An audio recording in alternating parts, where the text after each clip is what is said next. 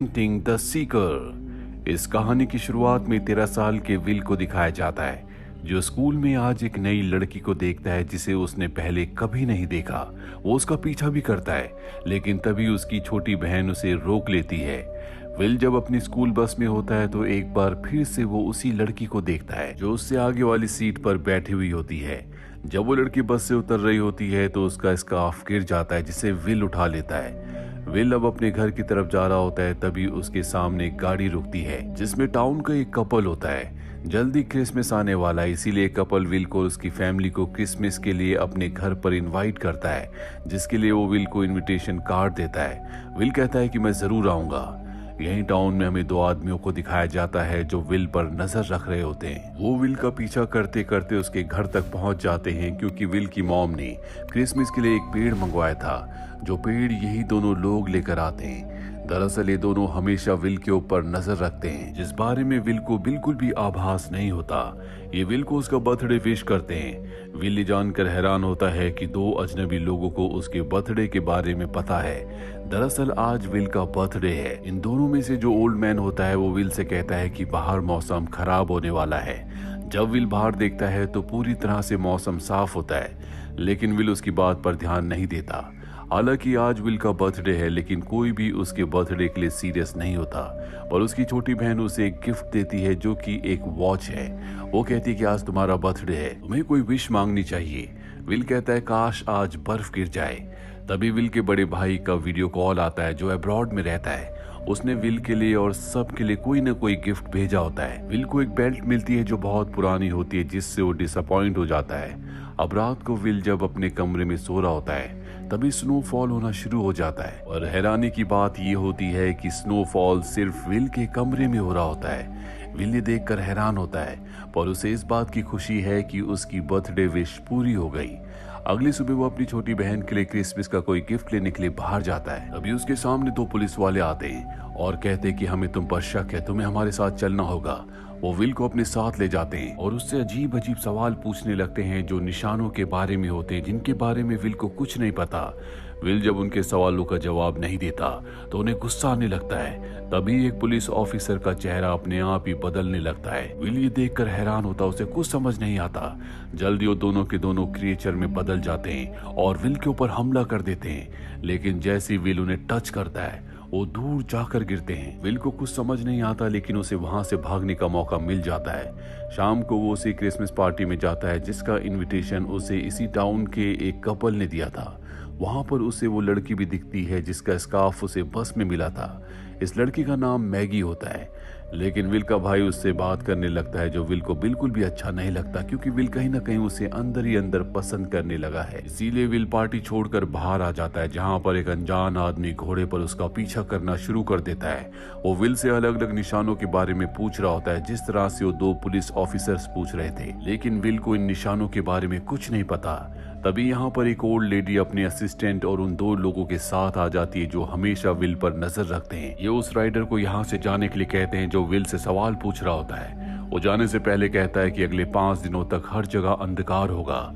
इसके बाद वो वहां से चला जाता है और अभी सब के सब विल को अपने साथ ले जाते हैं। अपनी पावर से विल को एक हरे भरे घने जंगल में ले जाते हैं, जहां पर एक महल होता है। ये विल से कहते हैं कि वो राइडर यहाँ पर नहीं आ सकता। हम सब के सब पुराने वॉरियर्स हैं, जो इस पूरी दुनिया में रोशनी फैलाते हैं। विल को कुछ समझ नहीं आता। ये विल को बताते हैं कि आज से कई सालों पहले अंधकार और रोशनी के बीच में एक युद्ध हुआ था, जिसमें रोशनी जीत गई थी, लेकिन रोशनी पूरी तरह से अंधकार को खत्म नहीं कर पाई।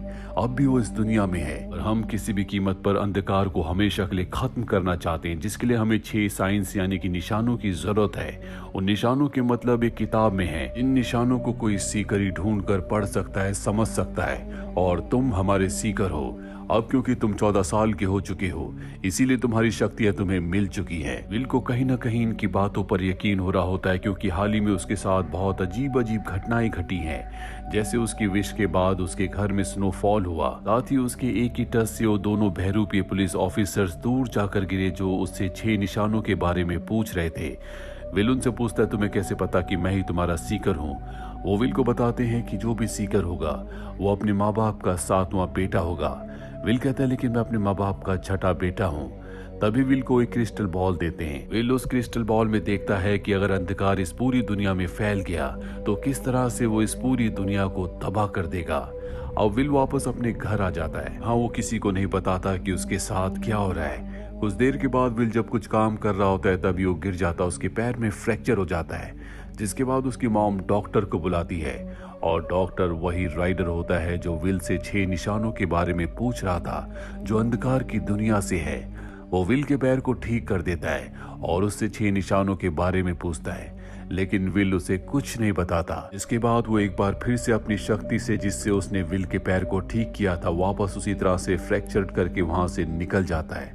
विल जब अपने कमरे में होता है तो उसे बचपन का अपना एक फोटो मिलता है। उसके साथ एक और छोटा बच्चा होता है जो उसका जुड़वा भाई है। विल को इस बारे में कुछ नहीं पता होता। वो इस बारे में अपनी मॉम से पूछता है। उसकी मॉम बहुत इमोशनल हो जाती है। वो बताती है कि ये तुम्हारा जुड़वा भाई है जो तुमसे कुछ ही देर पहले पैदा हुआ था, पर किसी ने उसे अगवा कर लिया। हमने उसे बहुत ढूंढने की कोशिश की लेकिन उसका कुछ पता नहीं चला। और अब विल को पता चल जाता है कि वो अपने माँ बाप की 7वीं संतान है, यानी कि वही सीकर है। इसके बाद एक बार फिर से वो टाइम ट्रेवल करके उसी जगह पहुंच जाता है जहां पर वो पुराना महल है। उसका पैर भी अब पूरी तरह से ठीक हो चुका है, क्योंकि विल के अंदर खुद बहुत सारी शक्तियां हैं, जिन शक्तियों को उसे एक्सप्लोर करना है। अब वो वापस उन्हीं लोगों के पास जाता है जहां पर असिस्टेंट उसे किताब देता और कहता है कि इस किताब को तुम ही पढ़ सकते हो, जिसके जरिए तुम्हें उन निशानों के बारे में पता चलेगा। विल को बताया जाता है कि उसके अंदर बहुत शक्तियां हैं। वो अपने मन की शक्ति से एक जगह से दूसरी जगह कभी भी जा सकता है। विल उस किताब को पढ़ता है। इसके बाद उसे एक निशान के बारे में पता चल जाता है जो उसी के लॉकेट के अंदर है। वो उस लॉकेट को तोड़ता है जिसके अंदर से एक क्रॉस निकलता है और ये पहला निशान है। वहीं दूसरी तरफ हमें एक चर्च को दिखाया जाता है जहां पर सभी लोग प्रेयर कर रहे होते हैं। विल भी इस जगह पर आ जाता है। ये जगह पास्ट में है और विल अपने टाइम ट्रेवल की शक्ति से इस जगह पहुंच गया होता है। यहाँ पर एक बूढ़ी लेडी आती है जो अपनी बॉडी से एक सांप निकालती है और तभी वो बहुत सारे सांपों से सबके ऊपर हमला कर देती है। लेकिन विल यहाँ से निकलने में कामयाब हो जाता है और वो एक अनजान जगह में पहुंच जाता है जहां पर उसे दूसरा निशान भी मिल जाता है। वहीं दूसरी तरफ हमें उस राइडर को दिखाया जाता है जो एक अनजान साए के पास जाता है और उसे बताता है कि विल को 2 निशान मिल चुके हैं। विल अपने टाइम ट्रेवल से वापस प्रेजेंट में आ जाता है जहां पर वो मैगी के पास जाता है। मैगी उसे मैजिक करके दिखाती है। वो कहता है कि तुम भी रोशनी फैलाने वालों में से एक हो। वो कहती नहीं, मैं तुम्हारी तरह हूँ। विल को बस में मैगी का जो स्कार्फ मिला था वो उसे लौटा देता है। तभी विल का बड़ा भाई यहाँ पर आ जाता है जो मैगी के सामने उसे उल्टा सीधा कहता है और मैगी को अपने साथ ले जाता है। विल को बहुत गुस्सा आता है। वो बाहर जाकर गुस्से से जोर से चिल्लाता है जिससे सामने एक ब्लास्ट होता है और आग लग जाती है। विल की छोटी बहन भी ये देख लेती है और इससे पहले कि विल उसे कुछ समझाता आसमान में काले बादल मंडराने लगते हैं। विल अपनी बहन को पकड़कर अंदर ले जा रहा होता है तभी वो अचानक से टाइम ट्रेवल करके पास्ट में पहुंच जाता है जहां पर बहुत सारे योद्धा होते हैं। वो एक दूसरे से लड़ रहे होते हैं। एक योद्धा उसे उठाकर पानी में फेंक देता है। विल देखता है कि वहां पर एक योद्धा के पास एक शील्ड है जिसमें तीसरा निशान है। वो उस योद्धा के पास जाता है। वो योद्धा विल के हाथ में वॉच को देखता है जो उसे बहुत अच्छी लगती है। विल इस बात को भांप जाता है। वो योद्धा से कहता है कि मैं तुम्हें वॉच दे दूंगा, तुम मुझे अपनी शील्ड दे दो। योद्धा उसकी बात मान जाता है, जिसके बाद विल उसकी शील्ड के पास जाता है। उसके अंदर तीसरा निशान है। वो उस तीसरे निशान को निकालकर अपनी बहन के साथ वापस अपनी दुनिया, अपने टाइम में आ जाता है। वही हमें अंधकार के राइडर को दिखाया जाता है जो एक बार फिर से उस साए के पास जाता है जिससे वो बार बार मिलता है। वो साए से कहता है कि विल को 3 निशान मिल चुके हैं और अब तक तुम्हें एक भी नहीं मिला। वहीं विल के पास उसका बड़ा भाई आता है जो कि अब पूरी तरह से राइडर के वश में है। विल से निशानों के बारे में, साइंस के बारे में पूछता है लेकिन विल उसे कुछ नहीं बताता और अब विल गलती से उसे टाइम ट्रेवल करके अपने साथ पास्ट में ले आता है जो कि बहुत पुराना वक्त होता है। यहाँ पर विल को चौथा निशान भी मिल जाता है। वो उस निशान को लेकर अपने भाई के साथ वापस प्रेजेंट में आ जाता है। अब भी उसका भाई राइडर के कब्जे में पूरी तरह से वश में होता है। विल उसे एक जोरदार पंच मारता है जिससे वो वापस अपनी सेंसेस में आ जाता है, यानी कि अब उसका जो बड़ा भाई है वो राइडर के वश में नहीं है। विल को 4 साइन यानी कि 4 निशान मिल चुके हैं। वो उन चारों निशानों को अपनी उसी बेल्ट में लगा लेता है जो उसके बड़े भाई ने गिफ्ट के तौर पर उसे भेजी थी। दूसरी तरफ हमें उन दोनों अनजान इंसानों को दिखाया जाता है जो विल के साथी हैं, जो हमेशा विल के ऊपर नजर रखते हैं। राइडर उनके पास जाता है और उन दोनों के ऊपर हमला कर देता है। दरअसल राइडर किसी भी कीमत पर उन निशानों को हासिल करना चाहता है, इसीलिए एक बार फिर से वो उसी साये के पास जाता है और कहता है कि अगर तुमने निशान मुझे दे दिए तो मैं तुम्हें हमेशा के लिए जवान रखूंगा। यहाँ पर हमें दिखाया जाता है कि ये साया और कोई नहीं बल्कि मैगी है, जो कि असल में एक विच है। इसका रूप बहुत भयानक है, जिसकी उम्र बहुत ज्यादा है, लेकिन राइडर ने अपनी जादुई शक्तियों से उसे एक सुंदर जवान लड़की बना दिया होता है और मैगी हमेशा इसी रूप में रहना चाहती है, इसीलिए वो राइडर के लिए काम कर रही होती है। अब राइडर अपने अंधकार की शक्ति से चारों तरफ बर्फबारी कर देता है, जिससे हर तरफ पानी भरने लगता है। मैगी भागते हुए विल के पास जाती है और उससे निशानों के बारे में पूछती है, लेकिन विल उसे निशानों के बारे में कुछ नहीं बताता और तभी उसे 5वां निशान भी दिख जाता है। वो उस निशान को भी हासिल कर लेता है, पर इस निशान के बारे में भी वो मैगी को नहीं बताता। मैगी उस पर चिल्लाना शुरू कर देती है। विल समझ जाता है कि ये भी अंधकार की दुनिया में से एक है और वो उसे पानी में धक्का देकर वहां से निकल जाता है। राइडर के पास जब मैगी जाती है, उसके पास कोई निशान नहीं होता, जिससे उसे बहुत गुस्सा आता है। वो उसे दोबारा से बूढ़ा बनाकर वहीं पानी में छोड़ देता है। विल 5 निशानों को लेकर एक बार फिर से उसी महल में पहुंच जाता है। अंधकार की दुनिया का राइडर उसका पीछा कर रहा होता है, लेकिन वो उस महल के अंदर नहीं जा सकता। अगर उसे महल के अंदर आना है तो किसी को उसके लिए दरवाजा खोलना होगा, इसीलिए विल को वो उसके परिवार की आवाज में मदद के लिए आवाज लगाता है।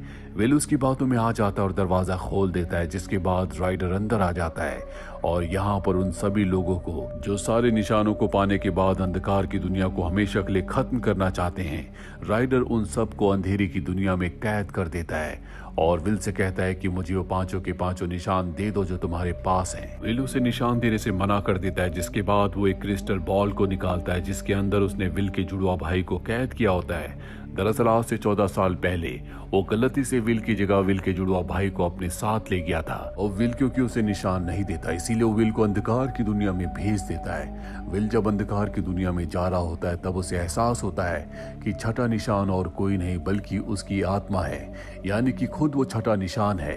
5 निशान उसकी बेल्ट में होते हैं और अब विल के पास उसकी पूरी ताकत है। इस पूरी ताकत का इस्तेमाल करके वो राइडर को उसी की क्रिस्टल बॉल के अंदर कैद करके पानी में फेंक देता है। जैसे वो राइडर को कैद करता है, उसके जितने भी साथी होते हैं वो सब के सब आजाद हो जाते हैं, जिसमें विल का जुड़वा भाई टॉम भी होता है, जिसे बचपन में राइडर ने कैद कर लिया था, यानी कि अब उसका भाई भी आजाद हो चुका है और अब विल अपने भाई के साथ अपने घर की तरफ लौट जाता है। और इसी के साथ ये फिल्म, ये कहानी यहीं पर खत्म हो जाती है। उम्मीद करते हैं कि ये कहानी आपको पसंद आई होगी।